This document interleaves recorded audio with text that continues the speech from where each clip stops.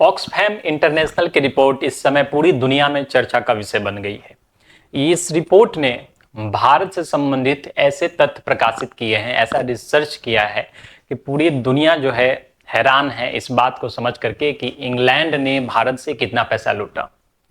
इस वीडियो में हम लोग बात करेंगे ऑक्सफैम इंटरनेशनल के रिपोर्ट के बारे में कि उसने क्या तथ्य प्रकट किए, और इस रिपोर्ट में सिर्फ इतना ही नहीं है कि कितना पैसा लूटा, कैसे लूटा इस बात का भी जिक्र दिया गया है। तो इस वीडियो में हम लोग इसी के बारे में चर्चा करने वाले हैं। मैं हूं शिव प्रकाश शर्मा, दृष्टिकोण आईएएस में आपका स्वागत है। ये वीडियो आपके एग्जाम पॉइंट ऑफ व्यू से भी काफी महत्वपूर्ण रहने वाला है, इसलिए वीडियो को जो है अंत तक देखिए।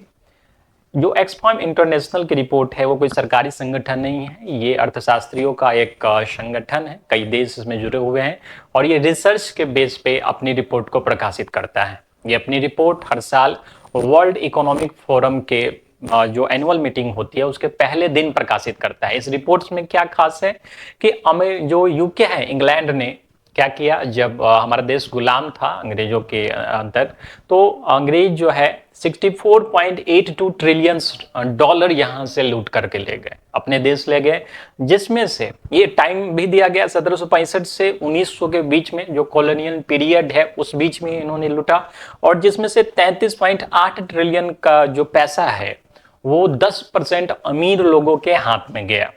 और ये इतना पैसा था जिससे पूरे लंदन की सड़कों को यदि बिछाया जाता तो पूरी लंदन के सड़कों को बिछाने के लिए 50 पाउंड का जो नोट है वो 4 बार बिछाया जा सकता था। इतना पैसा था जो भारत से लूट करके ले गए।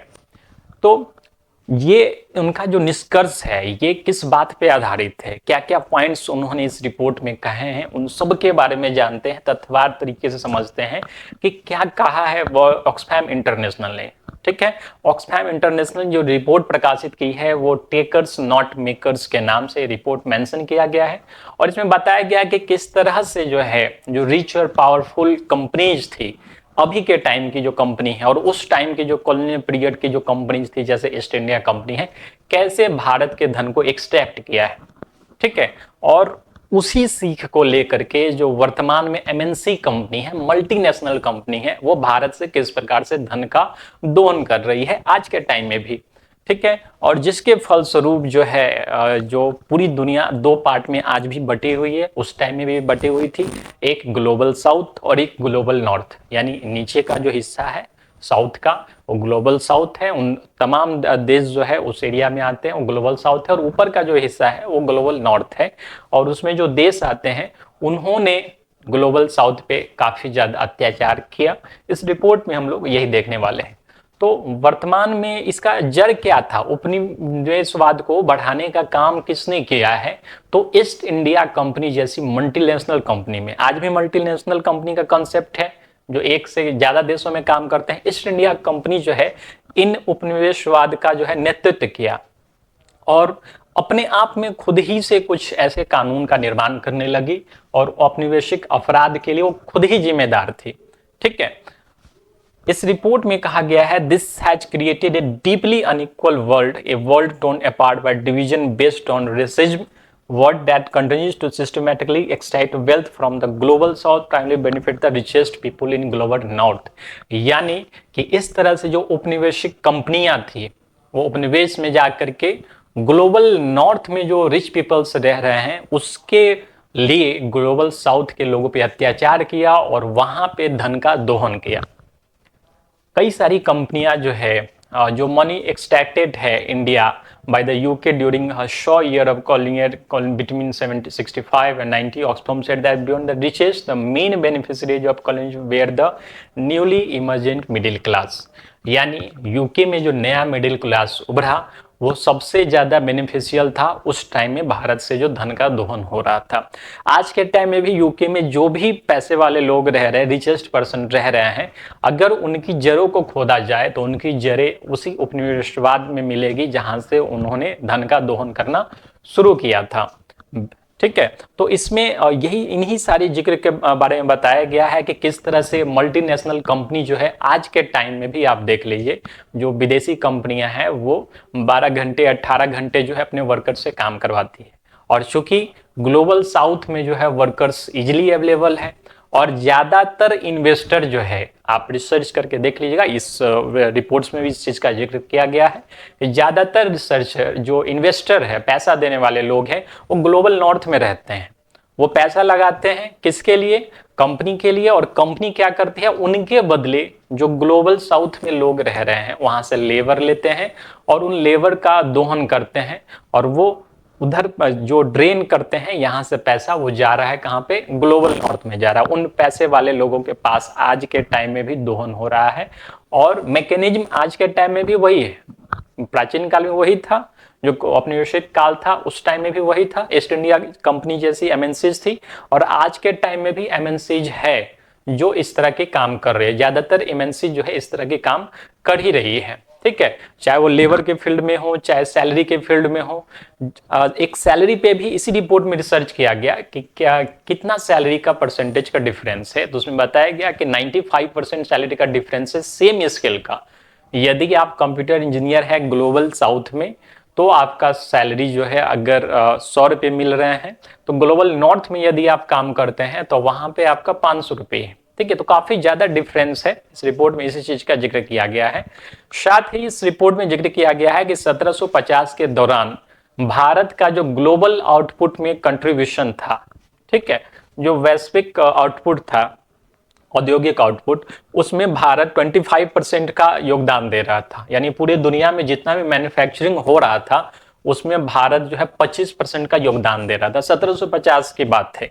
जो 1900 में आते आते ये मात्र 2% रह गया, ठीक है।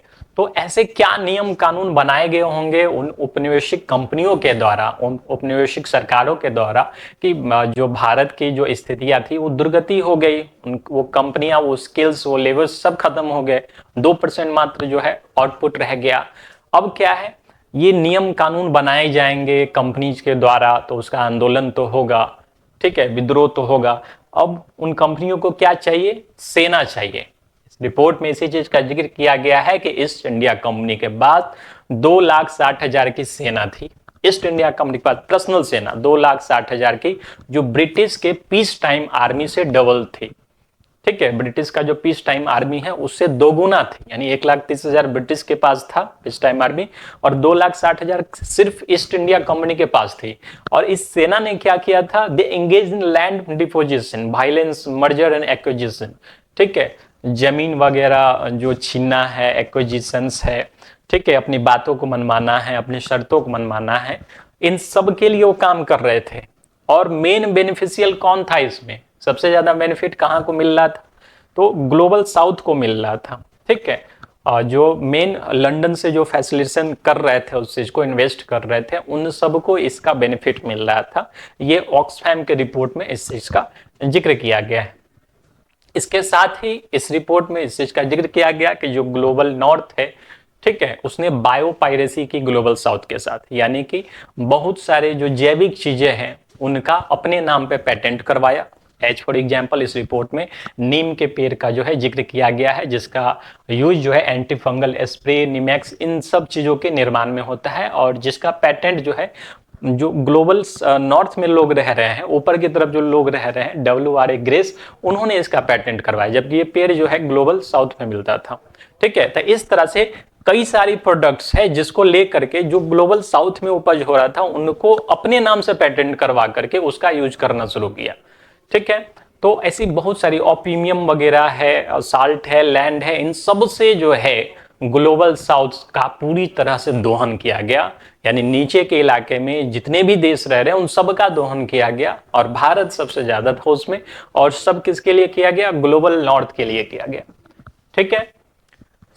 इसी दौरान जो है एक और रिपोर्ट है कि कितने लोग मरे उस चीज में। तो 1891 से 1920 का जिक्र किया गया है। 59 मिलियन लोग जो है डेथ हुआ था उस समय ब्रिटिश रूल के दौरान, ठीक है, जिसमें वर्ल्ड वॉर 2 का भी जिक्र किया गया है, और जो बंगाल का जो फैमिन हुआ था 1943 में उसका भी जिक्र किया गया है। उस दौरान 3 मिलियन लाइफ जो है इंडिया और बांग्लादेश को मिलाकर, वर्तमान में जो बांग्लादेश है उस सबको मिला करके 3 मिलियन लोग जो है उस टाइम में उनकी जाने गई थी, ठीक है।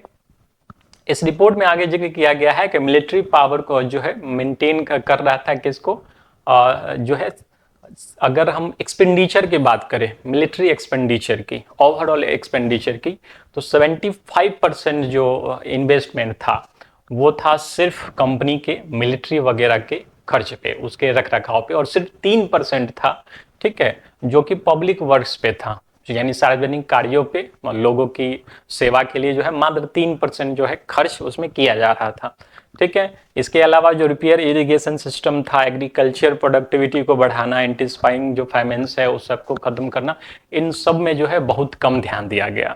तो ये तमाम तरीके इस ऑक्सफैम इंटरनेशनल के रिपोर्ट्स में बताए गए हैं, जिससे भारत से धन का दोहन हुआ और ये सारा पैसा कहाँ गया, ऊपर की तरफ, ग्लोबल नॉर्थ की तरफ, यानी कि इंग्लैंड में गया वो सारा पैसा।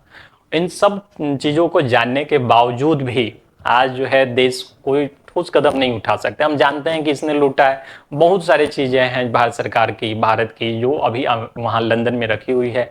कोहिनूर हीरा है, छत्रपति शिवाजी के बहुत सारे जो सामान हैं, महाराणा प्रताप के बहुत सारे सामान हैं जो वहाँ के म्यूजियम्स में रखे हुए हैं, फिर भी सरकार की तरफ से कोई ठोस कदम नहीं उठाया जा रहा है।